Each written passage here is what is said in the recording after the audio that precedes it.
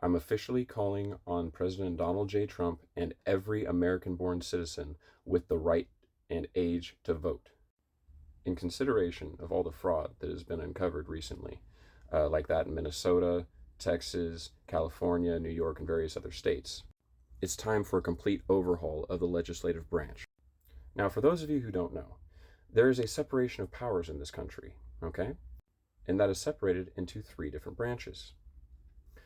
The first branch is the executive branch. That would be the president, the vice president, and people under him in his cabinet.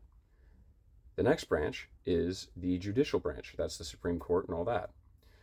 The next branch is the legislative branch. Now, that is the focus of today's video because the legislative branch has complete and total powers of the purse. Go ahead, look it up. Even the internet will tell you that's exactly what they have. Now, the whole reason for the creation of the separation of powers was so that no group had complete control or power over this entire country. However, with the legislative branch, the only people who oversee them are them. That's kind of like asking the fox to guard the hen house. And then when you wake up in the morning and find out that all the eggs are gone, and you ask the fox, "Who's your witness?" and he tells you, "My tail." And then we just have to sit back and eat it up like a bunch of idiots, just accepting their answer because they are the cops. They are the only ones who are holding themselves accountable. Nobody else can hold them accountable, not even the president.